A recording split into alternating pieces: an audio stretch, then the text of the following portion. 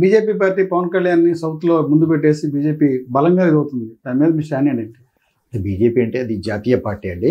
ఆ జాతీయ రాజకీయం అనేది మనం మాట్లాడటం మన స్థాయికి కూడా కాదు. అది మన రాష్ట్ర స్థాయి. మన తెలుగుదేశంలో పార్టీలో ఉన్నాం. తెలుగుదేశం పార్టీ గురించి, మన చంద్రబాబు నాయుడు గురించి, లోకేష్ గారి గురించి, మన పార్లమెంట్ సభ్యులు కేసీ చిన్ని గారి గురించి మాట్లాడమంటే ఇక్కడ మనం వాళ్ళతో ఉంటాం, వాళ్ళతో తిరుగుతాం, చూస్తున్నాం కాబట్టి మాట్లాడవచ్చు.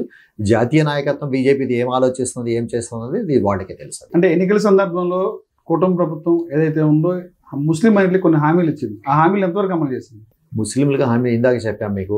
ఇమాం మౌజన్లకి అమలు చేసాం. ఏదైతే ఇప్పుడు చదువుకునే పిల్లలు దాంట్లో ముస్లింలు కూడా ఉంటారు. ప్రతి పిల్లోడికి 15,000 అంటే ఎక్కువ లాభపడేది ముస్లింలే దాంట్లో. అలాగే ఈ చిన్న చిన్న మసీదులు ఏదైతే ఉన్నాయో ఇన్కమ్ లేని మసీదులు, దానికి మరమ్మతుల కోసం డబ్బులు కేటాయించటం. అలాగే చిన్న మసీదులు ఏదైతే ఉన్నాయో ఆ మెయింటెనెన్స్కి సరిపోకపోతే వాళ్లకు ఒక 5,000 మస్జిద్ కూడా ఇవ్వటం. అలాగే వక్ఫ్ బోర్డుని చేసాం. 5 సంవత్సరాల నుంచి అనేక ఇన్స్టిట్యూషన్స్, వక్ఫ్ బోర్డు ఇన్స్టిట్యూషన్ సంస్థలకు కమిటీలు లేకుండా లాగేశారు. 5 years వాళ్ళు డబ్బులు తినేశారు. కోట్లు, లక్షలు కాదు కోట్లు తినేసింది ప్రభుత్వం. దానికి ఇప్పుడు వక్ఫ్ బోర్డు కమిటీ వేశారు, చక్కగా చేస్తున్నారు. బోర్డు మీటింగ్ కూడా జరిగింది. ఇప్పుడు రాష్ట్రం మొత్తం కమిటీలు కూడా మన వక్ఫ్ బోర్డు చైర్మన్ అజీజ్ గారు బోర్డు మీటింగ్లో పెట్టి వేస్తారు.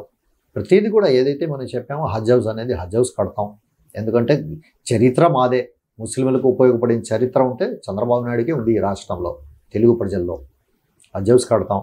అలాగే ఏదైతే ఏదైతే ముస్లింలకు చెప్పినవి చెప్పనివి కూడా అవసరం అంటే అవి కూడా చేస్తానికి చంద్రబాబు నాయుడు రెడీగా ఉన్నారు. అలాగే ఒక బ్రహ్మాండమైన సీనియర్ నాయకుడిని మైనార్టీ వెల్ఫేర్ మినిస్టర్గా, లా మినిస్టర్గా ఎన్ఎండి ఫారూక్ గారిని పెట్టారు. అది చాలా గొప్ప పరిణామం. ఎందుకంటే సీనియర్ ఆయన, అనేక సంవత్సరాల నుంచి ఎమ్మెల్యేగా చేసి, మంత్రులుగా చేసి సుదీర్ఘ రాజకీయ జీవితం ఆయనకు ఉంది. కాబట్టి ముస్లిం సమస్యలపై క్షుణ్ణంగా అధ్యయనం చేసి ఉన్నాడు ఆయన. ఆయనకి తెలుసు. కాబట్టి ఎన్ఎండి ఫారూక్ గారు కూడా ఎక్కడ కూడా రాష్ట్రంలో ఏ సమస్య వచ్చినా, మసీదు నుంచి వెళ్ళినా, సామాజిక వర్గాల నుంచి వెళ్ళినా, జమాతుల నుంచి వెళ్ళినా కూడా ఆయన స్పందిస్తున్నారు, సమస్యలను పరిష్కరిస్తున్నారు. ఆయన గతంలో మనం చూస్తే అంజద్ బాషా మైనార్టీ మంత్రిగా ఉన్నాడు, ఆయన డిప్యూటీ సీఎంగా ఉన్నాడు. మన ఒక్క చిన్న పని, 10 రూపాయల పని కూడా చేయలేదు, దద్దమ్మకు కూర్చోపెట్టాడు అప్పుడు జగన్మోహన్ రెడ్డి గారు. ఈరోజు చంద్రబాబు నాయుడు గారు మైనార్టీ మంత్రి ఎన్ఎండి ఫారూక్ గారికి కూడా స్వేచ్ఛ ఇచ్చారు. ఆయన తిరుగుతున్నాడు. ఆయన సమస్యలు ఏదైతే పరిష్కరిస్తారు, ఎప్పటికప్పుడు పరిష్కరిస్తున్నారు. మొన్న కూడా చూసాం మనం, మంత్రుల్లో ఫైల్స్ క్లియర్ చేసిన మంత్రుల్లో నెంబర్ 1 ర్యాంక్ ఆయనకి వచ్చింది. ఇది ముస్లింల పట్ల తెలుగుదేశం పార్టీకి ఉన్న నిబద్ధత. ముస్లింల పట్ల విజయవాడ డెవలప్మెంట్కి టీడీపీ పార్టీ ప్రణాళిక ఎలా ఉంటుంది? భవిష్యత్తులో విజయవాడ ఎలా డెవలప్ చేస్తారు? చూడండి, గతంలో కూడా మన విజయవాడ డెవలప్మెంట్ అంటే తెలుగుదేశం హయాంలోనే జరిగింది. విజయవాడకి ఫ్లైఓవర్ ఏంటో తెలియదు, ఫ్లైఓవర్ చూపించింది తెలుగుదేశం పార్టీ. గతంలో ఈ కాళేశ్వరం మార్కెట్ దగ్గర ఉన్న చిన్న ఫ్లైఓవర్ దగ్గర నుంచి ఈరోజు పెద్ద ఫ్లైఓవర్ వరకు, ఫ్లైఓవర్ అనేది విజయవాడకు ట్రాఫిక్ సమస్యను అధిగమించడానికి ఫ్లైఓవర్ అవసరమని ఫ్లైఓవర్ను చూపించింది తెలుగుదేశం పార్టీ. అప్పుడు చంద్రబాబు నాయుడు గారు ముఖ్యమంత్రిగా ఉన్నప్పుడు, మేయర్ అనురాధ గారు ఉన్నప్పుడు కాళేశ్వరం మార్కెట్ దగ్గర చిన్న ఫ్లైఓవర్ వేసాం. తర్వాత ఈ మిగతా లాస్ట్ ఏదైతే జగన్మోహన్ రెడ్డి పాలన ముందు చంద్రబాబు నాయుడు గారి పాలన తెలుగుదేశం ప్రభుత్వం ఉన్నప్పుడు 2 ఫ్లైఓవర్లు తెచ్చాం. బెన్ సర్కిల్ ఫ్లైఓవర్, అది కూడా 2 వే పెట్టాం. అది ఒక వే వెళ్తానికి ఇది ఎక్కడా లేదు రాష్ట్రంలో, కానీ సౌత్లో ఎక్కడా లేదు. ఒకే రోడ్డు మీద 2 ఫ్లైఓవర్స్ బ్రహ్మాండంగా అభివృద్ధి చేసుకుంటూ పోతాం. ఇప్పుడు నిడమనూరు ఫ్లైఓవర్ కేసినేని శివనాథ్ చిన్ని గారు శాంక్షన్ చేయించారు. తర్వాత ఏదైతే అవుటర్ రింగ్ రోడ్లు, ఇన్నర్ రింగ్ రోడ్లు ఇవన్నీ శరవేగంగా యుద్ధ ప్రాతిపదంగా విజయవాడ అభివృద్ధికి నాయకులు పరిగెత్తున్నారు. అలాగే పార్లమెంట్ సభ్యులు కేసీని చిన్ని గారు అయితే కేంద్రంతో మాట్లాడి, రోడ్డు R&B వాళ్ళతో మాట్లాడి, కేంద్ర మంత్రులతో మాట్లాడి, ఆయన కూడా చంద్రబాబు నాయుడు గారి డైరెక్షన్లో, నారా లోకేష్ గారి డైరెక్షన్లో ఆయన కూడా నిధులు తీసుకొని వస్తున్నాడు. డెవలప్మెంట్ 100% విజయవాడ డెవలప్ అయింది.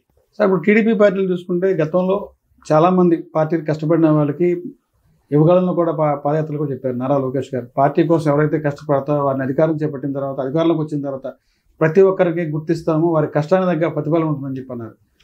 చాలామంది పార్టీలు మారారు, ఉన్నారు, వచ్చారు, వెళ్ళిపోయారు, మళ్ళీ పార్టీలోకి వచ్చారు. పతావులు అదే పార్టీలో ఉన్నారు, అదే పార్టీ జెండా కట్టుబడి ఉన్నారు, పనిచేశారు. ఈరోజు పతావుల పరిస్థితి ఏంటి పార్టీలో? ఇప్పటికే నామినేట్ పోస్టులో ఫస్ట్ లిస్ట్ అయిపోయింది, సెకండ్ లిస్ట్ అయిపోయింది, థర్డ్ లిస్ట్ కూడా రెడీగా ఉంది. నేనైతే మీ కష్టానికి, మీరు పడిన కష్టానికి ప్రతిఫలం ఉందా? నేనైతే 28 పార్టీ ఏమన్నా గుర్తించిందా మిమ్మల్ని? చెప్తున్నాను, 28 సంవత్సరాల నుంచి ఇదే పార్టీలో క్రియాశీలక కార్యకర్తగా యాక్టివ్ లీడర్గా పనిచేస్తున్నాను.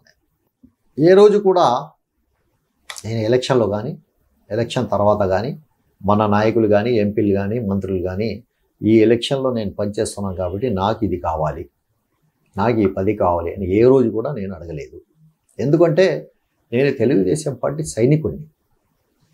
దేశ సైనికులు ఎలా దేశం కోసం పనిచేస్తారో అలాగే రాజకీయాల్లో నేను ఒక సైనికుడిలాగా ఇటు సమాజానికి ఇటు పార్టీకు నేను పనిచేస్తాను. నాకైతే చంద్రబాబు నాయుడు గారు నా ప్రియతమ నాయకుడు. ఆయన అలాగే యువ నాయకుడు లోకేష్ గారి విజన్ ఏదైతే ఉందో అది భావి తరాలకి వచ్చే భవిష్యత్ పిల్లలకి ఉపయోగపడే విజన్ అయింది. కాబట్టి నేనైతే నాకు ఫలానా పదవి కావాలి, ఫలానా కావాలి ఏదైతే ఏ రోజు కోరలేదు. కష్టపడిన వాళ్ళకి పార్టీ గుర్తింపిస్తా అని చెప్పి పదే లోకేష్ గారు ఈ రోజు కూడా చంద్రబాబు గారు కూడా చెప్పారు. ఈ రోజు అధికారం చేపట్టిన తర్వాత కష్టపడిన ప్రతి ఒక్క వ్యక్తికి గుర్తింపు ఉంటుందని చెప్పి అన్నారు. ఈ రోజు ఇప్పటికే కూటమి ప్రభుత్వ అధికారికి వచ్చి 9 నెలల కాలం అవుతుంది.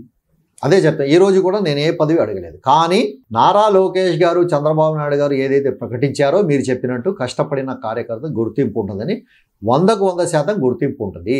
ఆ గుర్తింపు ఈ రోజా రేపా ఎల్లుండే అనేది పార్టీ నిర్ణయిస్తుంది. ఎందుకంటే అనేక సామాజిక సమీకరణాలు, ప్రాంతీయ సమీకరణాలు ఇవన్నీ బేరీ చేసుకొని వాళ్ళు పదవులు ఇవ్వాలి. కాబట్టి నాలాంటి వాళ్ళకి ఇవాళ కాకపోతే రేపు కాకపోతే ఎల్లుండి, సరే ఎల్లుండి కూడా నాకు పదవి రాకపోయినా నాకు పార్టీ కావాలి, నాకు ఈ రాష్ట్ర అభివృద్ధి కావాలి, నా సమాజ అభివృద్ధి నాకు కావాలి. కాబట్టి నేను పార్టీకి పనిచేస్తాను. ప్రతి వ్యక్తికి రాజకీయాల్లో ఒక లక్ష్యం అనేది ఉంటుంది. పతావుల లక్ష్యం ఏంటి? రాజకీయ లక్ష్యం ఏంటి? నా లక్ష్యం సేవా సర్వీస్. అంటే సేవా సర్వీస్ చేస్తే మన లైఫ్ అయిపోయినట్టు ఇంకా ఇంకేముంటుందండి. అంతకన్నా గొప్ప రాజకీయాల్లో ఒక మాట చెప్తా. రాజకీయాల్లోకి వచ్చిన వాళ్ళు ఎలా ఉంటుందంటే కింది స్థాయి నుంచి కార్పొరేటర్ నుంచి ఎమ్మెల్యే నుంచి మంత్రి అవ్వాలని ఎంపీ వాళ్ళని కోరుకుంటుంది. ఒక్క మాట చెప్తాను. అలా మీకు మీ లక్ష్యం. నేను పశ్చిమ నియోజకవర్గంలో ఉన్నాను. అవును. ఇక్కడ వెల్లంపల్లి గారు ఎమ్మెల్యేగా చేశాడు, మంత్రిగా చేశాడు. ఆయనకి ఈరోజు ఏమంటున్నారు జనం? మేము ఇంత కష్టపడి గెలిపించాం, మమ్మల్ని మోసం చేశాడు, మమ్మల్ని ముంచేశాడు, ఆయన రోజుకు పార్టీ మారతాడనే చర్చ జనంలో ఉందా లేదా? నా పేరు తీసుకోండి, పశ్చిమ నియోజకవర్గం ఫతావుల్లా పేరు. ఫతావుల్లా అంటే ఒక సామాజిక సేవాపరుడు, సేవ చేస్తాడు, సర్వీస్ చేస్తాడు, ఇటువంటి వాడు కావాలి అని ప్రజలు నాకు పశ్చిమ నియోజకవర్గం మొత్తం బ్రహ్మరథం పడుతున్నారు. ఈరోజు ఇదే ప్రజలు ఏదైతే ఇస్తారో బిరుదు అదే నెంబర్ 1. అది అంటే మీకు శాశ్వతం. మీకు ఆ బ్రహ్మరథం పెట్టినప్పుడు పార్టీ ఎందుకు మేము గుర్తించి సీట్ అవ్వలేదు?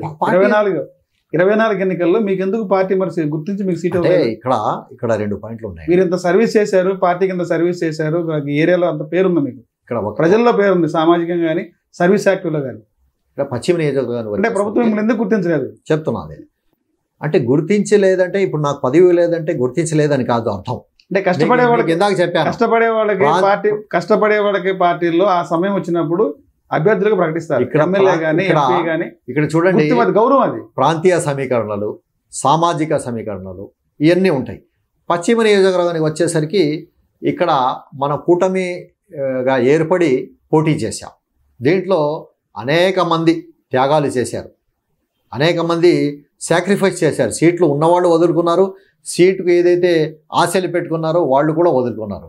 అందులో మనం కూడా ఉన్నాం.